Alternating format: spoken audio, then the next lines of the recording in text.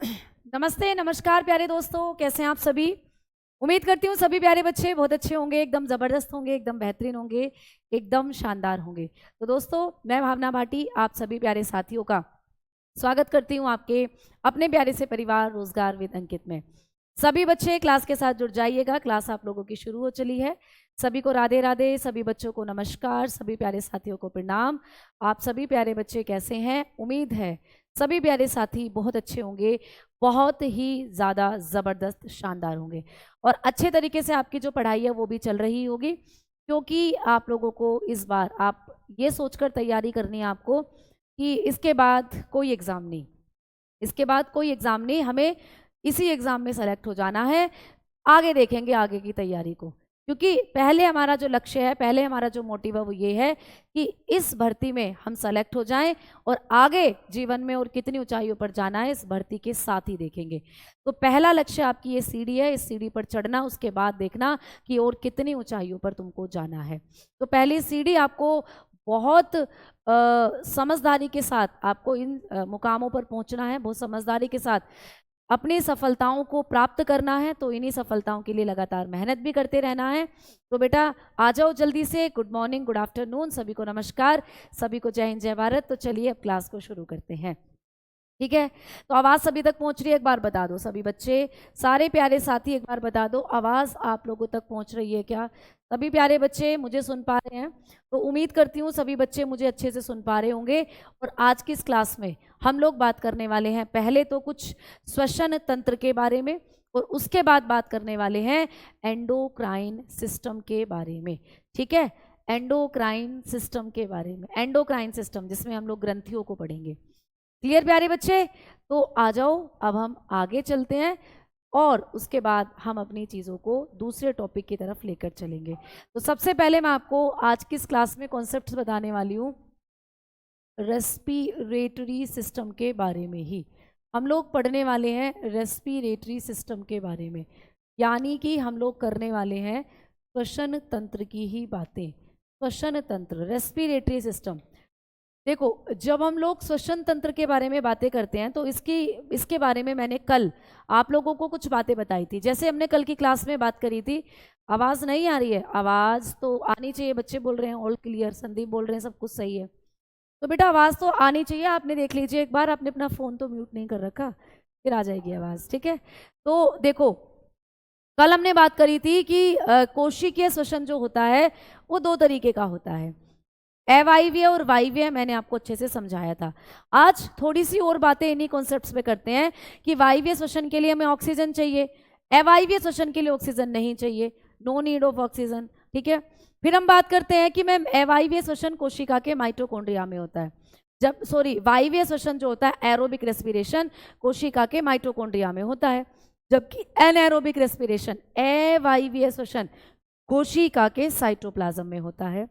फिर हमने बात करी थी कि एरोबिक रेस्पिरेशन के लिए कितने एटीपी बनते हैं? 38, जबकि इन एनएरोबिक रेस्पिरेशन के अंदर 2 एटीपी बनते हैं। उसके बाद बात करी थी कि एरोबिक रेस्पिरेशन जो होता है, इस रेस्पिरेशन के बाय प्रोडक्ट होते हैं carbon dioxide, water and energy, जबकि एनएरोबिक रेस्पिरेशन के जो बाय प्रोडक्ट होते हैं वो लैक्टिक एसिड और एथेनॉल होते हैं। अब हम लोग बात करेंगे दोनों के एग्जाम्पल्स की। तो एक बार फिर से मैं यहाँ पर आप लोगों को वायवीय और अवायवीय श्वसन के बारे में कुछ कॉन्सेप्ट्स समझाने वाली हूँ। एक बार हमने फिर से यहाँ पर लिखा वायवीय श्वसन, ठीक है, वायवीय श्वसन, जिसको हम लोग कहें एरोबिक रेस्पिरेशन, एरोबिक रेस्पिरेशन, ठीक है, एरोबिक रेस्पिरेशन। एंड इधर की तरफ हम लोगों ने लिख दिया अवायवीय श्वसन, अवायवीय श्वसन, ठीक है, जिसको हम लोग कहते हैं एनएरोबिक रेस्पिरेशन, एनएरोबिक रेस्पिरेशन, ठीक है, एनएरोबिक रेस्पिरेशन। तो आओ अब इनके बारे में, इनके एग्जाम्पल्स और पढ़ते हैं कि किस तरीके से यहाँ पर इनके उदाहरण आपको आते हैं। तो जब हम लोग एग्जाम्पल्स की बात करते हैं, जब हम लोग उदाहरण की बात करते हैं, तो भाई वायवीय श्वसन की क्रिया किस में होती है? तो वायवीय श्वसन होता है सबसे ज़्यादा इंपॉर्टेंट जो पेपर में आता है, अमीबा। कि भाई अमीबा कैसा श्वसन करता है, तो अमीबा में वायवीय श्वसन होता है दोस्तों, ठीक है। तो ये जो अमीबा होता है इसके अंदर कैसा श्वसन होता है, वायवीय श्वसन होता है, यानी इसको ऑक्सीजन की जरूरत होती है श्वसन करने के लिए, ठीक है। ये हो गया। दूसरा हम लोग बताकर चल सकते हैं कि वायवीय श्वसन और किस में होता है, तो आप बताते हो पौधों में होता है। पौधों में दोस्तों, प्लांट, जो प्लांट होते हैं इनमें भी होता है, ठीक है। आप लोग बताकर चलोगे कि जो जंतु होते हैं एनिमल, इनके अंदर भी क्या होता है, वायवीय श्वसन की क्रिया होती है। इनके अंदर भी क्या होगा, वायवीय श्वसन होता है। तो कुल मिलाकर वायवीय श्वसन अमीबा में, पौधों में, ठीक है, आपने कहा पौधों के अंदर और आपने कहा जंतुओं में, इनमें होता है वायवीय श्वसन, ठीक है। 15 सितंबर की क्लास नहीं हुई थी बेटा, क्लास तो हुई थी 15 सितंबर को, क्लास हुई थी, बिल्कुल हुई थी प्यारे बच्चा, ठीक है। कोशिका की शक्ति गृह, माइटोकॉन्ड्रिया को कहते हैं कोशिका का शक्ति गृह, माइटोकॉन्ड्रिया, ठीक है। चलो अब एक बच्चा कह रहा है हिंदी में बताओ। मेरे बच्चे ये लिख रहा देखो हिंदी में, एमीबा, अमीबा, पौधे लिखा हुआ है, जंतु लिखा हुआ है, तो वायवीय श्वसन की क्रिया किस में होती है, अमीबा में, पौधों में, जंतु में, ठीक है। अब मैम अवायवीय श्वसन किस में होता है, ये हमको पूछा जाएगा। अवायवीय श्वसन, एनारोबिक रेस्पिरेशन, तो आपने बताना है जीवाणु में। दोस्तों आप बताकर चलते हो बैक्टीरिया में, तो बैक्टीरिया कैसा श्वसन करता है, आप कहेंगे अवायवीय श्वसन, ठीक है। अब हमने बताया मैम और किस में होता है, तो आप बताओगे कुछ कृमियों में, ठीक है, कुछ कृमि। दोस्तों जो कृमि होते हैं इनके बारे में भी आपको पूछेगा, कृमि यानी कि वॉर्म, वॉर्म्स जो होते हैं कृमि होते हैं, है ना, कुछ छोटे कृमि, ये भी करते हैं अवायवीय श्वसन की क्रिया। तो इनके अंदर क्या होता है, अवायवीय श्वसन होता है। अब आप लोगों को कभी भी पेपर के अंदर पूछे कि अवायवीय श्वसन जो है जीवाणु में है, कृमियों में होता है, वायवीय श्वसन अमीबा में, पौधों में और जंतुओं में होता है, ठीक है। लेकिन आपको एक और क्वेश्चन आता है ईस्ट के बारे में, आपको एक और क्वेश्चन बनता है कवक के बारे में, एक कवक होता है ईस्ट। तो आ जाइए अब उसके बारे में आपको कुछ पॉइंट्स बताती हूँ, नोट कर कर लिख लीजिएगा बेटा, नोट कर कर, क्योंकि एग्जाम में आया हुआ क्वेश्चन है, क्योंकि एग्जाम में आया हुआ क्वेश्चन है, मैंने स्टार लगा दिया है, स्टार, ठीक है। तो देखो ईस्ट होता है बेटा एक ईस्ट, ईस्ट जिसको हम लोग कवक कहते हैं, कवक है ये ईस्ट, क्या है, ये एक फंगस है बेटा, ये ईस्ट क्या होता है, एक फंगस होता है, एक कवक होता है। इसको आप लोग खमीर के नाम से जानते हो हिंदी में, खमीर। तो ये जो ईस्ट होता है या ये जो खमीर होता है मैम, ये क्या है, एक कवक है बेटा, एक फंगस है। इसमें कैसा श्वसन होता है ये आपको एग्जामिनेशन में आता है, ये आपको एग्जामिनेशन में पूछा गया प्रश्न है कि इसमें कैसे श्वसन होता है। तो दोस्तों कमाल की बात ये है कि ये दोनों तरीके के श्वसन करता है, ये वायवीय श्वसन भी करता है, ये वायवीय श्वसन भी करता है। तो ईस्ट जो होता है इसमें दोनों तरीके के श्वसन होते हैं, इसके अंदर आपको एरोबिक रेस्पिरेशन भी मिलेगा, इसके अंदर एरोबिक रेस्पिरेशन भी मिलेगा, मतलब ये ऑक्सीजन की उपस्थिति में भी क्या करता है, श्वसन, यानी इसको श्वसन करने के लिए ऑक्सीजन भी चाहिए। तो ईस्ट के साथ बड़ी मजेदार बात है कि ईस्ट ऑक्सीजन की उपस्थिति में भी श्वसन कर सकता है, और ये जो ईस्ट होता है ये अवायवीय श्वसन भी करता है, यानी बिना ऑक्सीजन के श्वसन भी कर सकता है, ये बिना ऑक्सीजन के श्वसन भी कर सकता है, यानी कि एनएरोबिक रेस्पिरेशन भी कर सकता है, एनएरोबिक रेस्पिरेशन भी ये कर सकता है। लेकिन मैम ये ज़्यादातर क्या करता है, ये ज़्यादातर क्या करता है दोनों में से, ये ऑक्सीजन की उपस्थिति में करेगा या बिना ऑक्सीजन की उपस्थिति में करेगा, ज़्यादातर कौन सा होता है इसमें, तो अधिकतर ये करता है अवायवीय श्वसन। अगर आपको पेपर में आ जाए कि ईस्ट के अंदर अधिकतर किस प्रकार का श्वसन होता है, ईस्ट जो होता है ये मोस्टली किस तरीके का रेस्पिरेशन करता है, तो इसके अंदर मोस्टली अगर हम लोग बात करते हैं तो ये अधिकतर क्या कर रहा होता है, वायवीय श्वसन करता है। मोस्टली इसके अंदर क्या होता है, वायवीय श्वसन, ये अवायवीय श्वसन होता है, एनारोबिक रेस्पिरेशन। लेकिन मैम ये वायवीय श्वसन भी कर सकता है, तो बिल्कुल। अब देखो समझना यहाँ से क्वेश्चन कैसे आएगा, मेरे शब्दों को समझना, मेरे शब्दों को समझना, ठीक है। कृमि क्या होते हैं, कृमि होते हैं वॉर्म, जैसे कि आपने देखा है सब्जी कभी खराब हो जाती है, टिफिन में तुमने सब्जी रख रखी थी, वो सब्जी खराब हो गई, टिफिन एयर टाइट है, टिफिन जो एकदम एयर टाइट है, एकदम पैक है, उसमें अंदर हवा भी नहीं जा रही है, लेकिन जब आप टिफिन को खोलोगे तो उस टिफिन में छोटे छोटे कीड़े दिखेंगे, छोटे छोटे कीड़े पड़ जाते हैं सब्जी में। वो कीड़े कैसे जिंदा रह रहे हैं टिफिन के अंदर? टिफिन तो बंद है, टिफिन में तो हवा भी नहीं जा रही, फिर कैसे वो जिंदा उसके अंदर है? जो कीड़े हैं तो वो अवायवीय श्वसन करते हैं। तो कुछ कृमियों में अवायवीय श्वसन भी होता है, ठीक है। वॉर्म जो होते हैं छोटे छोटे कीड़े, तो जीवाणु और बैक्टीरिया अवायवीय श्वसन कर सकते हैं, और कुछ कृमि भी, कीड़े भी कर सकते हैं, है ना। तो कृमि होते हैं छोटे छोटे कीड़े, समझ में आ गई बात? छोटे छोटे वॉर्म।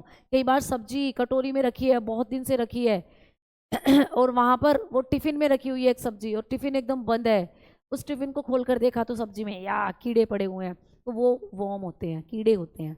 तो अब यहाँ पर क्वेश्चन कैसे आएगा कि ईस्ट में किस प्रकार का श्वसन होता है, आया हुआ है पेपर में, which type of respiration perform in east. तो ऑप्शन कैसे मिलते हैं?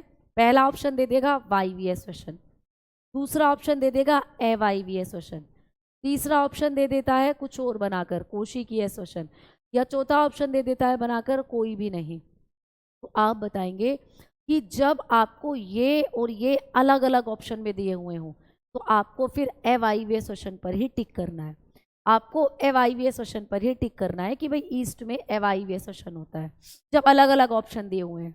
लेकिन एक तरीके का क्वेश्चन ये बनेगा कि ईस्ट में किस प्रकार का श्वसन होता है, which type of respiration perform in east.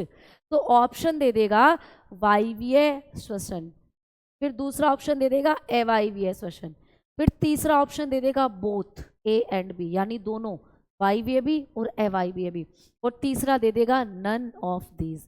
तो आप बताएंगे फिर बोथ वाला ऑप्शन, फिर आप जाएंगे बोथ वाले ऑप्शन पर, क्योंकि ईस्ट जो होता है ये दोनों तरीके के रेस्पिरेशन कर सकता है। जब भाई ऑप्शन ही अलग अलग बनाकर दिए हैं तो मजबूरी है फिर ये बताना, लेकिन जब हमारे सामने ऐसा ऑप्शन है कि इसमें ये दोनों आ रहे हैं तो फिर बोथ वाले को ही सही करना है, फिर बोथ वाले को ही सही करना है, ठीक है।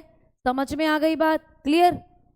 ठीक है, क्लियर बेटा? चलो अब आ जाओ, आगे बात करते हैं।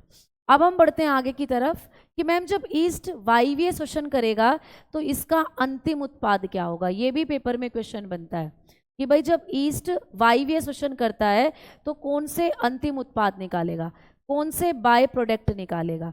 तो जब ईस्ट में होता है वायवीय श्वसन तो ये कौन से बाय प्रोडक्ट निकालेगा भाई? वही जो आपको मैंने पढ़ाए थे, कार्बन डाइऑक्साइड और एनर्जी निकालेगा, कार्बन डाइऑक्साइड और एनर्जी, यानी कार्बन डाइऑक्साइड और ऊर्जा बनेगी फिर इसके अंदर।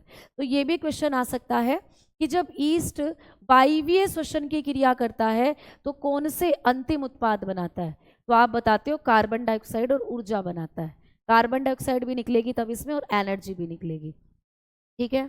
चलो अब बात करते हैं कि जब ईस्ट अवायवीय श्वसन करता है तो कौन से अंतिम उत्पाद निकालता है।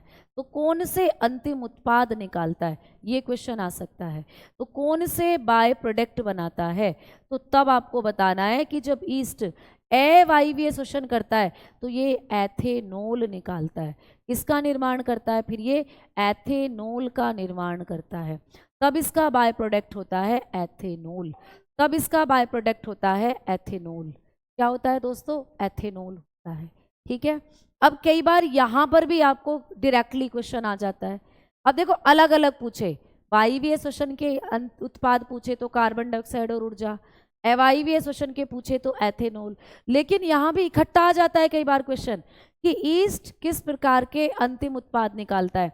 तो ऑप्शन में आपको कार्बन डाइऑक्साइड, ऊर्जा, एथेनॉल तीनों इकट्ठा दे देता है एक ऑप्शन में, तो बस वही ठीक करना है। भाई ये भी ईस्ट का ही बाय प्रोडक्ट है, ये भी ईस्ट का ही बाय प्रोडक्ट है ना, ईस्ट के ही अंतिम उत्पाद हैं ये सारे, तो आपको फिर एक ही लाइन में ऑप्शन दे देता है।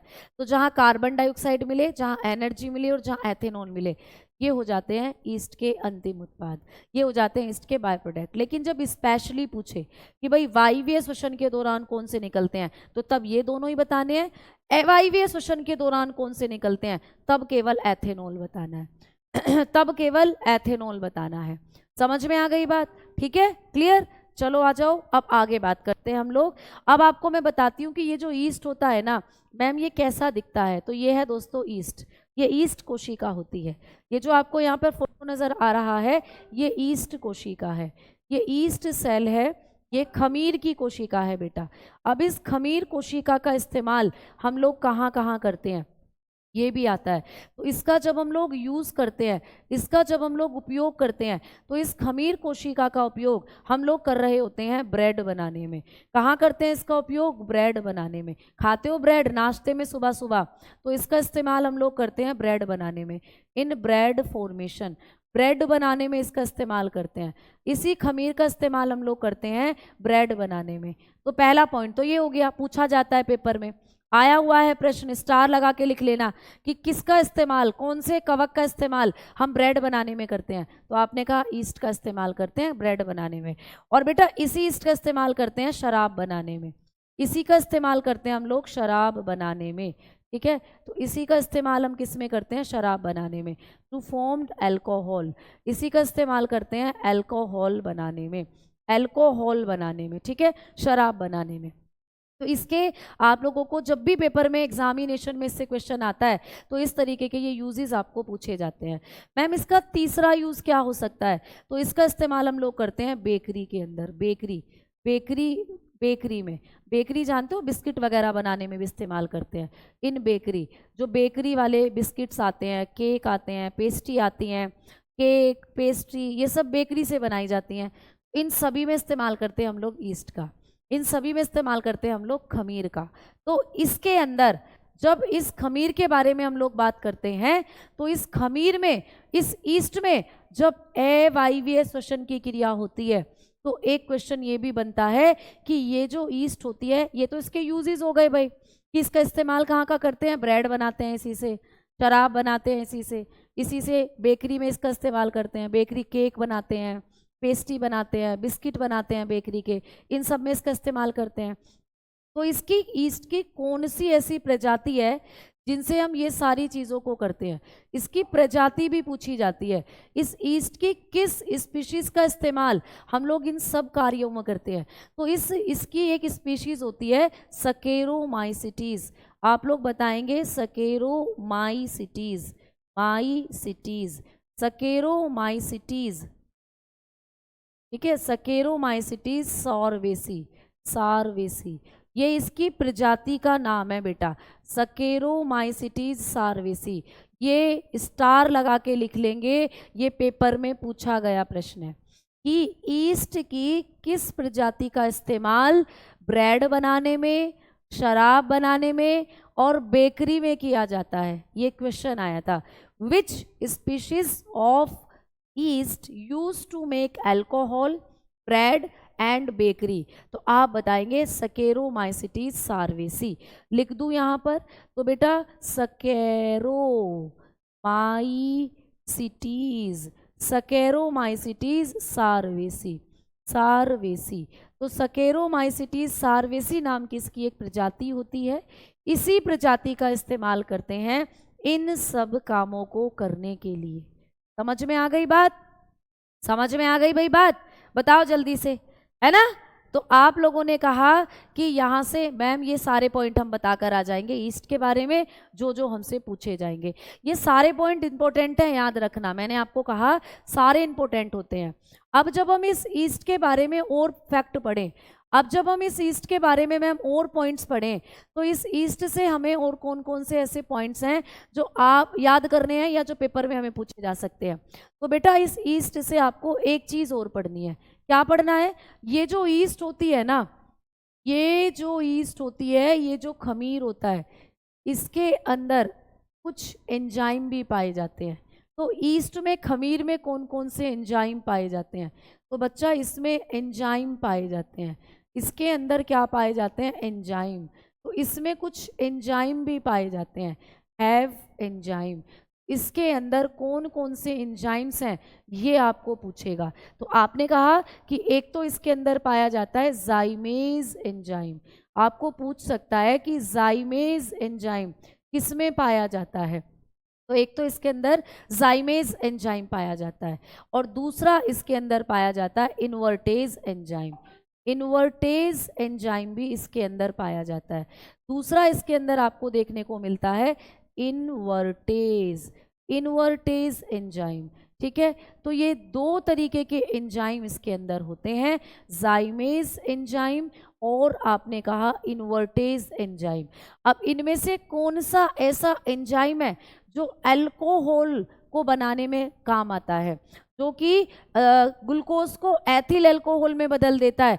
तो जाइमेज ही है जो शराब बनाने में काम आता है। जाइमेज एंजाइम की वजह से ही शराब बनती है दोस्तों इसके अंदर।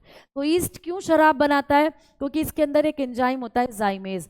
यही जाइमेज क्या करता है? ग्लूकोज को एथिल अल्कोहल में बदल देता है। तो इसी से शराब बनती है दोस्तों, इसी से अल्कोहल फॉर्मेशन होता है। अल्कोहल फॉर्मेशन इसी से होगा, अल्कोहल फॉर्मेशन। तो ईस्ट में कौन सा ऐसा एंजाइम है जिसकी वजह से शराब बनती है, या यूं कहें कि जिसकी वजह से ग्लूकोज, भाई ग्लूकोज होती है ना, ये ग्लूकोज एथिल अल्कोहल में कन्वर्ट हो जाती है, एथेनॉल में कन्वर्ट हो जाती है, एथेनॉल में कन्वर्ट हो जाती है। तो आपने कहा ये होता है जाइमेज एंजाइम। तो इस जाइमेज एंजाइम की वजह से ही ग्लूकोज एथेनॉल में कन्वर्ट हो जाती है। किस में कन्वर्ट हो जाती है बेटा? एथेनॉल में। और जब ग्लूकोज एथेनॉल में कन्वर्ट हो जाती है तो इस प्रोसेस को हम लोग, इस प्रोसेस को किस नाम से जानते हैं? इसे कहा जाता है किण्वन। इस प्रक्रिया को फिर हम किण्वन कहते हैं।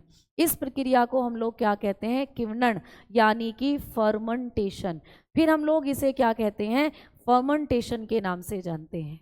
तो ये भी आपको पेपर में पूछा जाता है कि जब ग्लूकोज एथेनॉल में कन्वर्ट हो जाता है और शराब का निर्माण होता है तो ये किस प्रकार की प्रक्रिया है? तो आप कहते हो इसे किण्वन कहते हैं। इसको हम लोग क्या कहते हैं? फर्मेंटेशन कहते हैं। मैंने फिर से यहाँ पर 2 स्टार लगा दिए।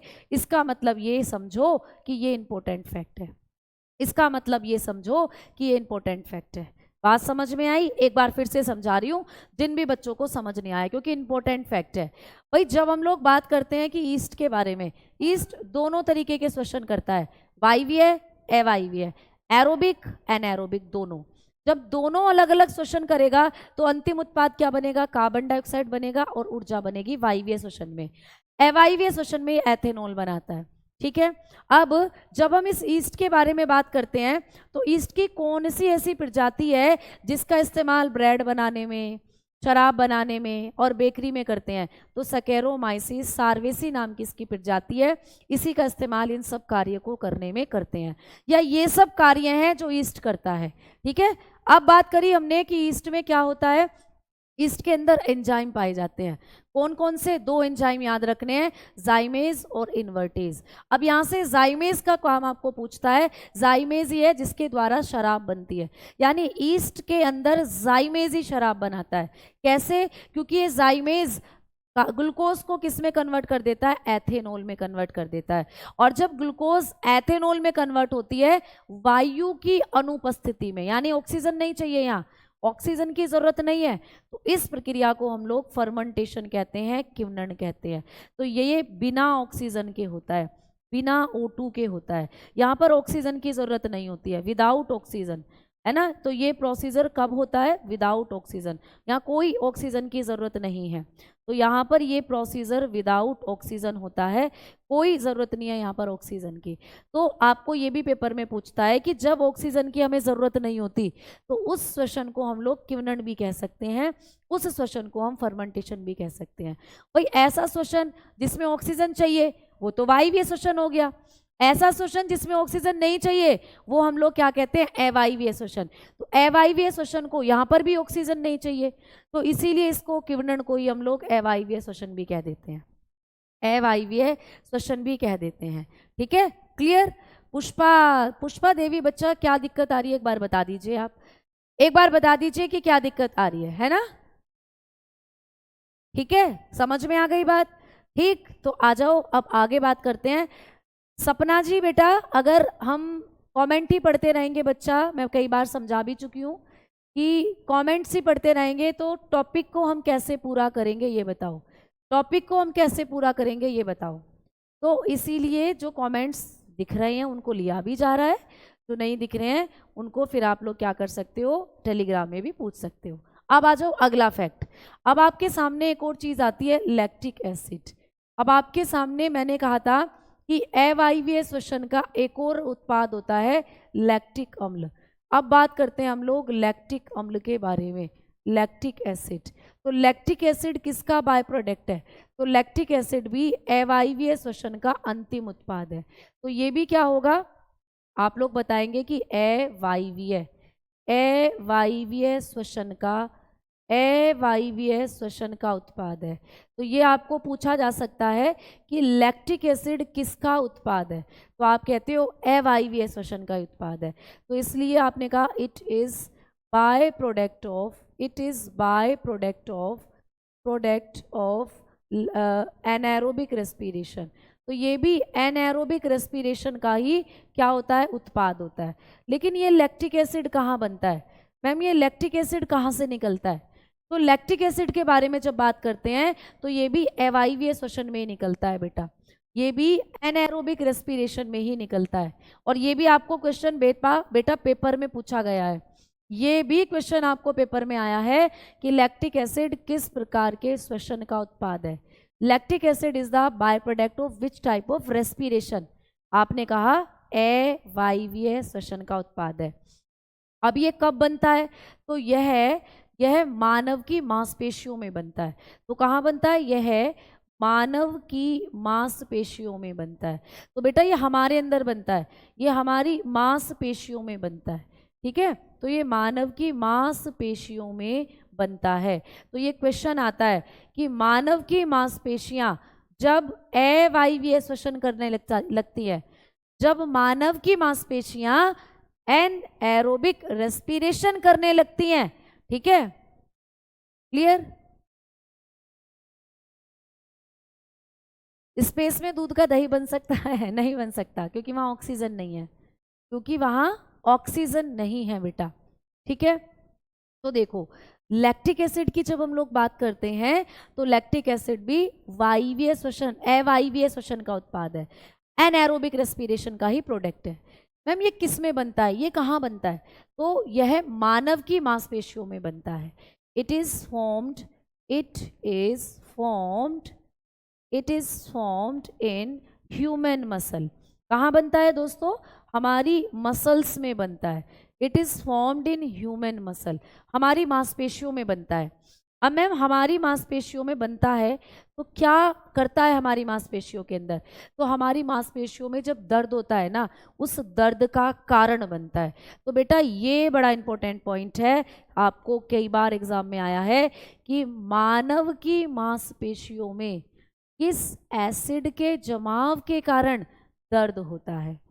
Due to accumulation of which acid human muscles cramps are perform, muscle cramps are done, या फिर मसल्स पेन आर डन। तो किसकी वजह से मसल्स में पेन होता है, किस एसिड की वजह से मांसपेशियों में दर्द होता है? तो आप बताते हैं लैक्टिक एसिड। तो बताएंगे यह मांसपेशियों में दर्द का कारण बनता है।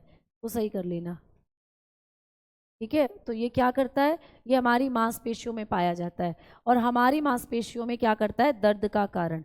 यह मांसपेशियों में दर्द, ठीक है, दर्द इंग्लिश में कई बार क्रैम्प पूछ लेता है, क्रैम्प, ठीक है, का कारण बनता है। तो हमारी मांसपेशियों में जब दर्द होता है, क्रैम्प आते हैं, बोलते हो ना नस पर नस चढ़ गई है, उसका कारण यही बनता है, उसका कारण यही है लैक्टिक एसिड। तो लिखोगे it is responsible for muscles pain. तो ये हमारी मसल्स पेन के लिए रेस्पॉन्सिबल होता है। एंड क्रैम्प होते हैं जब नस पे नस चढ़ जाती है। तो हमारी बॉडी के अंदर ये हमारी मसल्स में पेन करता है, और हमारी जो क्रैम्प आते हैं उनको भी करता है मसल्स के अंदर। अब मैडम ये क्यों दर्द का कारण बन रहा है? क्योंकि ये आपकी मांसपेशियों में जम जाता है, इकट्ठा हो जाता है। भाई कार्बन डाइऑक्साइड जब बनती है तो वो तो वायवीय श्वसन में बनती है, कार्बन डाइऑक्साइड फेफड़े बाहर निकालते रहते हैं, वो लगातार आपके शरीर से बाहर निकलती रहती है, शरीर में इकट्ठा नहीं होती, लेकिन इसको फेफड़े बाहर नहीं निकाल सकते। ये जो लैक्टिक एसिड है इसको आपके फेफड़े बाहर नहीं निकाल सकते। तो क्या होता है, ये आपकी मसल्स में जमता जाता है, मसल्स में जमता जाएगा और मसल्स में पेन होता है। देखो जब तुम आवश्यकता से ज़्यादा एक्सरसाइज करते हो, मान लीजिए तुम डेली आराम से सोते हो 8 बजे तक, एक दिन तुम्हें क्या चढ़ी कि आज तो रेस लगा कर आऊँगा, तो तुम भाग लिए 2 किलोमीटर तक, तुमने रेस लगाई, जॉगिंग करी। अब अगले दिन तुमसे उठा नहीं जाएगा, ऐसा लगेगा पैरों में अकड़ान सी हो जाएगी, पैरों में दर्द हो जाएगा पैरों में। तो दोस्तों वो दर्द किसके कारण हुआ? आपने कहा लैक्टिक एसिड के कारण। क्योंकि जब आप भाग रहे थे तो आपकी कोशिकाओं के पास जितनी ऑक्सीजन थी ना, वो ऑक्सीजन कम पड़ गई, क्योंकि आप डेली तो उतना काम करते ही नहीं थे। आपकी कोशिकाएं आपको जानती हैं कि भाई ये तो इतनी ऑक्सीजन की ज़रूरत है, इसे ये काम वाम तो कुछ करता नहीं है, लेटा रहता है मज़े से। तो मतलब ऑक्सीजन कम ही आपकी कोशिकाओं के पास पहुंचती थी, कम ही ग्लूकोज जलता था और कम ही आपको एनर्जी चाहिए होती थी।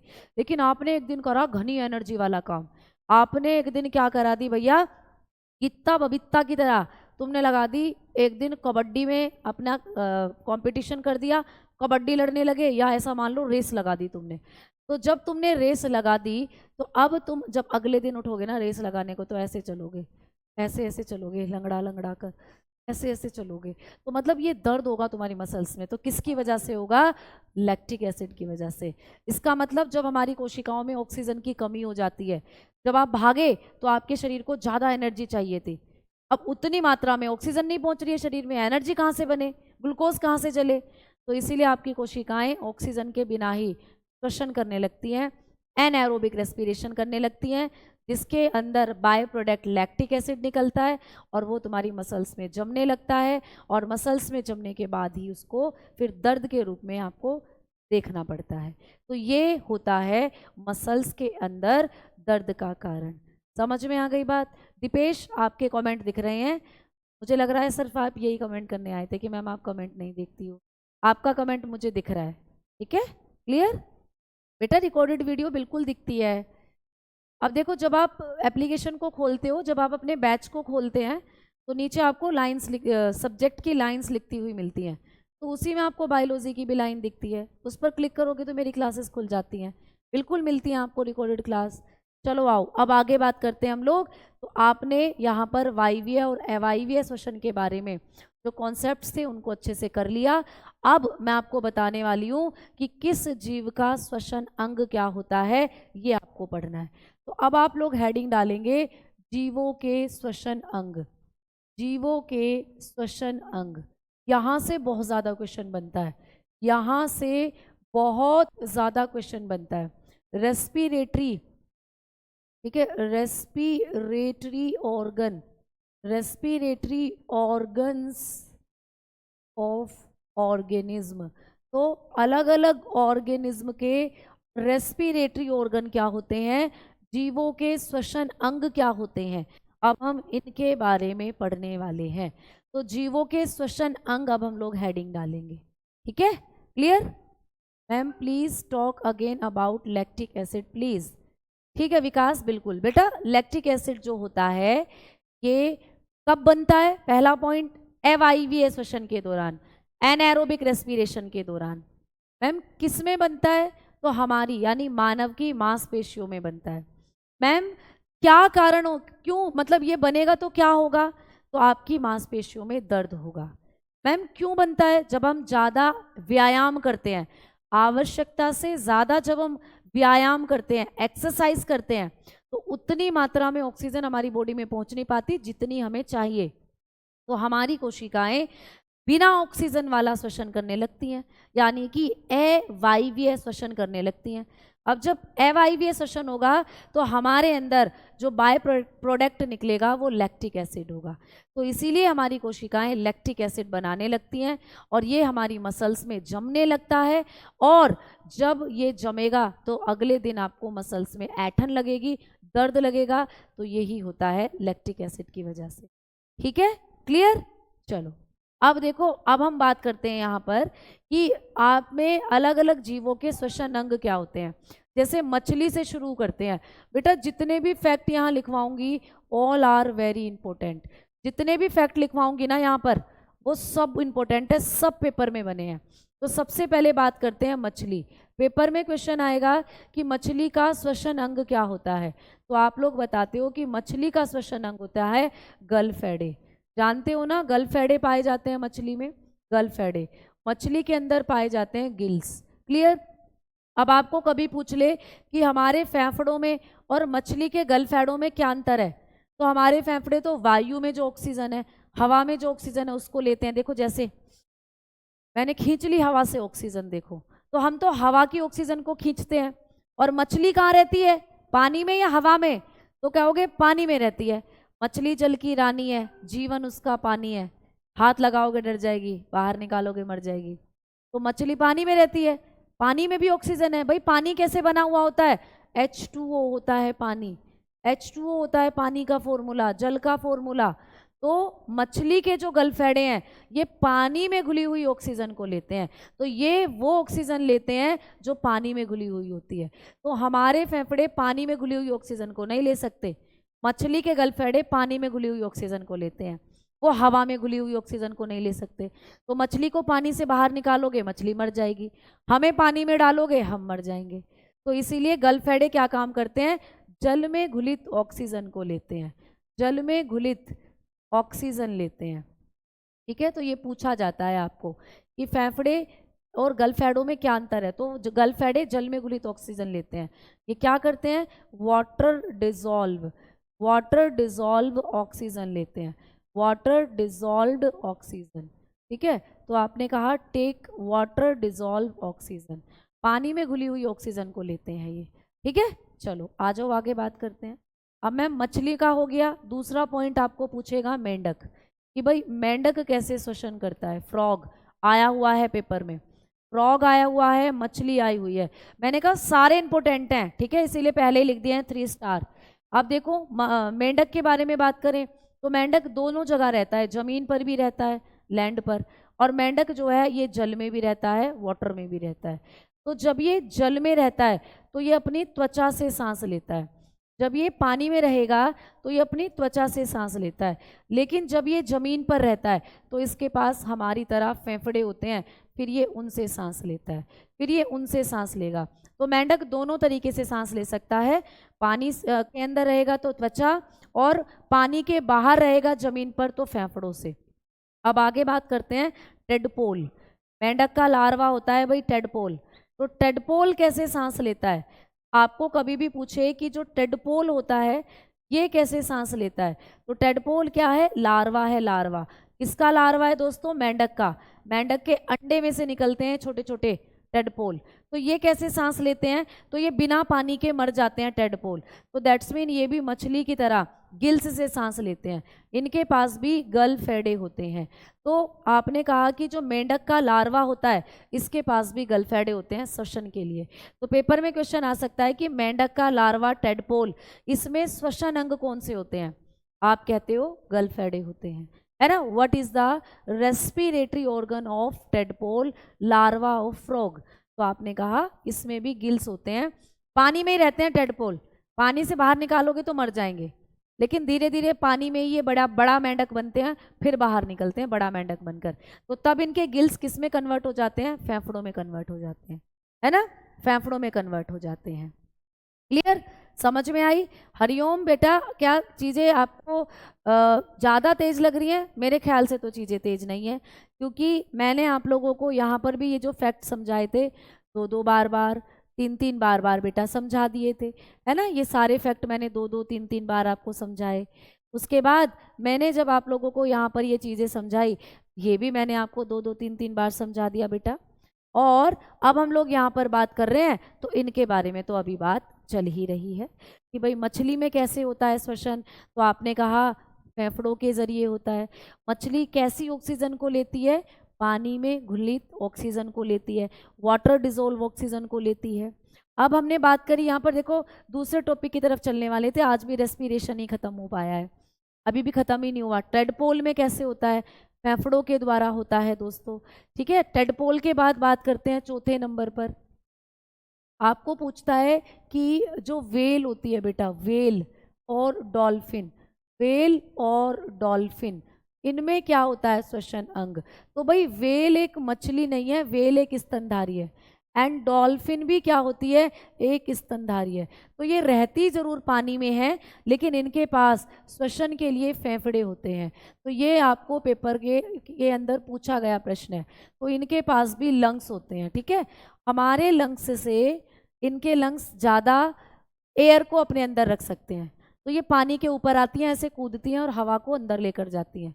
फिर ये वापस आधे घंटे बाद पानी के ऊपर आएंगी, कूदेंगी, फिर पानी में जाएंगी। तो इस तरीके से ये हवा में जो ऑक्सीजन होती है उसी को लेती हैं, फेफड़ों की तरह, हमारी तरह। तो इनका भी इनके बारे में भी आपको क्वेश्चन बना है पेपर में। अगर हम और बात करते हैं कि मैम केंचुआ कैसे सांस लेता है, केंचुआ, तो आप लोग बताते हो कि अर्थवॉर्म, अर्थवॉर्म से भी क्वेश्चन आया है। तो केंचुए में जो श्वसन अंग होता है वो त्वचा ही होती है। तो केंचुआ भी अपनी स्किन से ही सांस लेता है, केंचुआ भी अपनी स्किन के द्वारा ही सांस लेता है, ठीक है। अब हमने बात करी छठे नंबर पर आपको पूछा जाएगा कि पौधों में कैसे श्वसन होता है। पौधे भी श्वसन करते हैं बेटा, पौधों में कैसे श्वसन होता है? तो पौधों में पाए जाते हैं स्टोमाटा, पौधों के अंदर पाए जाते हैं दोस्तों स्टोमाटा यानी कि रंध्र। तो पौधों में रंध्र पाए जाते हैं है ना। डॉल्फिन और वेल कैसे सांस लेती है? फेफड़ों से लेती हैं। इनके पास गिल्स हमारी तरह फेफड़े होते हैं, क्योंकि ये जब पानी के ऊपर आती हैं तो अपने फेफड़ों में हवा भर के फिर नीचे जाती हैं, ठीक है। फिर केंचुआ, केंचुआ त्वचा से सांस लेता है, ठीक। मैम पौधे कैसे सांस लेते हैं? स्टोमाटा से। पौधों की जो पत्तियां होती हैं, इन पत्तियों पर छोटे छोटे छेद पाए जाते हैं, छोटे छोटे छेद, इन छोटे छोटे छेद को ही कहते हैं स्टोमाटा यानी कि रंध्र। इन्हीं से पौधे क्या करते हैं बच्चों? सांस लेते हैं। आगे हमने बात करी कि मैम अगला पॉइंट कौन सा होगा, तो आपको पूछ सकता है कि मकड़ी कैसे सांस लेती है, मकड़ी। और दोस्तों बिच्छू कैसे सांस लेता है? तो मकड़ी और बिच्छू में भी पूछा गया है।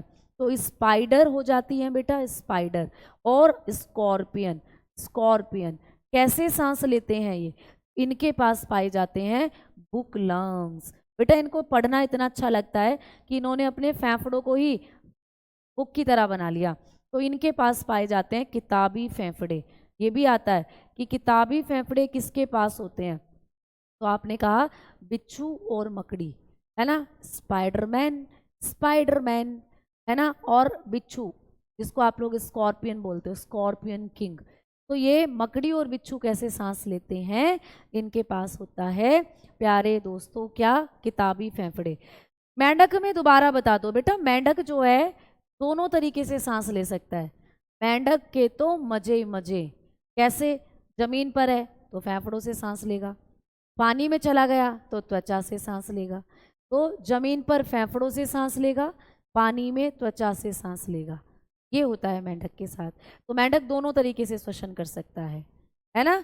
मेंढक दोनों तरीके से श्वसन कर सकता है, ठीक है।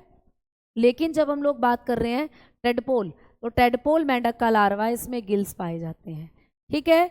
अब चलो आगे बात करते हैं कि मैम जो ये होते हैं, अभी आपने बुक लंग्स के बारे में बताया, किताबी जो फेफड़े होते हैं ये कैसे होते हैं? तो देखो ये है बुक लंग्स। ये तुम्हें मकड़ी दिख रही है, मकड़ी, स्पाइडरमैन, स्पाइडर दिख रही है, तो इसमें ये बुक लंग है, इसके किताब के जैसे हैं, देखो फेफड़े किताब के जैसे, ठीक है। जब आपको कभी भी पूछे मछली, तो मछली में गिल्स होते हैं, देखो ये मछली के गिल्स हैं, ये मछली के गिल्स होते हैं, ठीक है। ये किसका फोटो है? ये स्पंज का फोटो है बेटा, स्पंज। स्पंज एक तरीके के जंतु हैं जो पानी में रहते हैं, तो ये स्पंज का फोटो है। स्पंज में कैसे सांस लेते हैं स्पंज? तो स्पंज के अंदर होते हैं प्यारे बच्चे छोटे छोटे छिद्र, यानी कि ये अपनी त्वचा से, या आप लोग कहोगे कि इनके अंदर ओस्टिया और ओस्क्यूलम, ओस्टिया नाम के छिद्र पाए जाते हैं, ओस्टिया, इनके अंदर ओस्टिया नाम के छिद्र पाए जाते हैं, ठीक है। उनसे ये क्या करते हैं? सांस लेते हैं प्यारे बच्चे। या ऐसा भी बता सकते हो कि इनके शरीर पर जो झिल्ली पाई जाती है, इनकी कोशिकाओं में जो प्लाज्मा झिल्ली पाई जाती है, ये उससे भी क्या करते हैं? श्वसन लेते हैं। उससे भी ये क्या करते हैं? श्वसन कर सकते हैं, सेल मेम्ब्रेन। उससे भी ये क्या कर सकते हैं, श्वसन कर सकते हैं। ठीक है, समझ में आई बात? ठीक है दोस्तों, चलो आगे बात कर लेते हैं अब हम। अब अगला फैक्ट आपको पूछा जाएगा कि और किस किस में आपको पूछे जा सकते हैं, आप बताते हैं। फिर आप लोगों ने 8वें के बाद 9वें की बात करी कि मैम और कैसे पूछ सकता है हम लोगों को। आपको पूछ सकता है दोस्तों कि जो कीट होते हैं बेटा, कीट, छोटे छोटे इंसेक्ट, कीट, इनमें कैसे श्वसन होता है। इंसेक्ट्स में, इंसेक्ट्स के अंदर पाए जाते हैं श्वास रंध्र। ठीक है, आप बता सकते हो श्वास रंध्र, जिनको हम लोग कहते हैं स्पाइरेकल्स, स्पाइरेकल्स, जिनको हम लोग श्वास छिद्र कहते हैं या श्वास रंध्र कहते हैं, जिनको आप लोग स्पाइरेकल्स के नाम से भी जानते हैं। शरीर में छोटे छोटे छेद होते हैं, छोटे छोटे छेद पूछा गया है ये भी। आगे बात करते हैं हम लोग कि मैम कॉकरोच कैसे सांस लेता है। कॉकरोच, तो दोस्तों कॉकरोच के बारे में जब भी पूछे तो जो कॉकरोच होता है, जो कॉकरोच होता है ये कैसे सांस लेगा, इसमें पाई जाती है ट्रैकिया। कॉकरोच के अंदर पाया जाता है ट्रैकिया। कॉकरोच ट्रैकिया से सांस लेता है। कॉकरोच के अंदर जो श्वसन अंग होता है ये होता है ट्रैकिया। क्या होता है बच्चा, ये होता है ट्रैकिया। तो कॉकरोच कैसे सांस लेता है, ट्रैकिया के द्वारा कॉकरोच सांस लेता है।